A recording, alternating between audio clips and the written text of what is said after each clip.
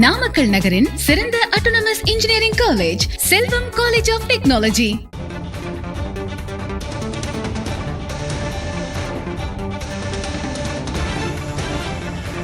காங்கிரஸ் தலைவர் மல்லிகார்ஜுன கார்கேவுக்கு தலைமை தேர்தல் ஆணையம் கண்டனம் தெரிவித்திருக்கிறது. அண்மை செய்திகளாக பார்த்து வருகிறோம். காங்கிரஸ் தலைவர் மல்லிகார்ஜுன கார்கேவுக்கு தலைமை தேர்தல் ஆணையம் கண்டனம் தெரிவித்திருக்கிறது.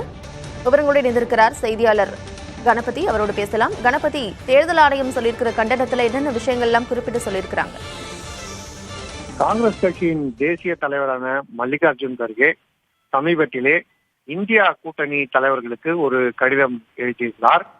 அதிலே தேர்தல் ஆணையம் வாக்குப்பதிவு தரவுகளை தாமதமாக கொடுக்கிறார்கள், மேலும் சரியான வகையிலே தகவல்கள் அளிக்கப்படவில்லை என பல்வேறு குற்றச்சாட்டுகளை அதில் பதிவு செய்திருந்தார்.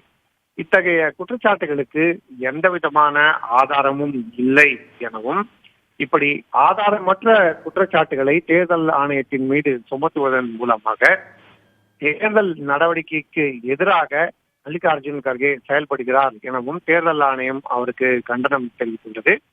மேலும் 2019 வருடத்திலே மக்களவை தேர்தல் நடைபெற்ற போது எப்படி தரவுகள் பகிர்ந்து கொள்ளப்பட்டன, எப்படி வாக்குப்பதிவு சதவீதம் எந்தெந்த சமயங்களிலே எப்படி பகிர்ந்து கொள்ளப்பட்டது என்பதையெல்லாம் உதாரணமாக தெரிவித்து மல்லிகார்ஜுன் கார்கே இப்படி குற்றச்சாட்டுகளை அள்ளி வீசியிருப்பது சரியல்ல என தேர்தல் ஆணையம் அவருக்கு கடுமையான கண்டனத்தை தெரிவித்திருக்கிறது.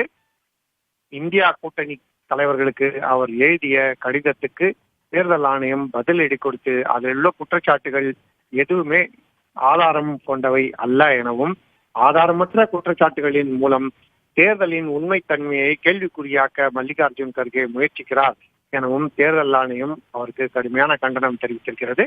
ஆகவே எதிர்கட்சிகளின் தொடர்ச்சியான புகார்கள் தேர்தல் ஆணையத்தின் மீது வீசப்பட்டு வந்த நிலையிலே தற்போது மல்லிகார்ஜுன் கர்கேக்கு அளித்திருக்கும் இந்த பதில் மூலமாக எதிர்கட்சிகள் எழுப்பியிருக்கும் கேள்விகளுக்கு பதிலளிக்க முயற்சி செய்திருக்கிறது. கார்த்திகேயன்,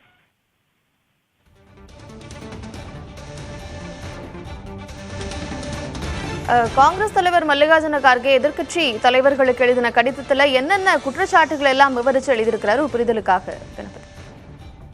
நிச்சயமா மிகவும் முக்கியமாக முதல் கட்ட வாக்குப்பதிவு மற்றும் இரண்டாம் கட்ட வாக்குப்பதிவு நடைபெற்று முடிந்த பிறகு தேர்தல் ஆணையம் என்ன தரவுகளை வெளியிட்டது, பின்னர் அந்த தரவுகளிலே என்ன மாற்றங்கள் ஏற்பட்டன, அதாவது வாக்குப்பதிவு சதவிகிதம் எந்த அளவுக்கு மாற்றத்தை சந்தித்தது, அதாவது முதலிலே ஆரம்ப கட்ட தகவல் படி அளிக்கும் தரவுகள் அதிலே வாக்குப்பதிவு சதவீதம் என்னவாக இருந்தது, பின்னர் அனைத்து கணக்கெடுப்பும் முடிந்த பிறகு அளிக்கப்பட்ட வாக்குப்பதிவு சதவிகிதம் அதிலே கணக்கு என்னவாக இருந்தது, இரண்டுக்கும் இடையே என்ன வித்தியாசம் இருந்தது போன்ற பல்வேறு கேள்விகளை மல்லிகார்ஜுன் கர்கே எழுப்பியிருந்தார்.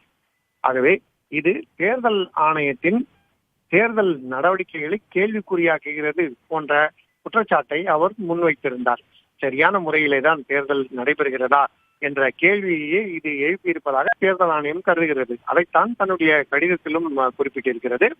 ஏற்கனவே சீதாராம் யெச்சூரி உள்ளிட்ட பல்வேறு தலைவர்களும் இதே போல கேள்விகளை எழுப்பியிருக்கிறது உங்களுக்கு தெரியும். தேர்தல் ஆணையம் ஆரம்ப கட்டத்திலே அளித்த தகவல்கள், பின்பு தகவல்கள் அனைத்தையும் ஒருங்கிணைத்து பின்னர் அளித்த தகவல்கள், இந்த இரண்டுக்கும் இடையே அதிக வித்தியாசம் இருந்தது ஏன் என்கிற கேள்வியை மல்லிகார்ஜுன் கார்கே கேட்டிருந்தார். இதே போல பல்வேறு எதிர்க்கட்சி தலைவர்களும் கேட்டிருந்தார்கள். அதற்குத்தான் தேர்தல் ஆணையம் பதில் அளித்திருக்கிறது.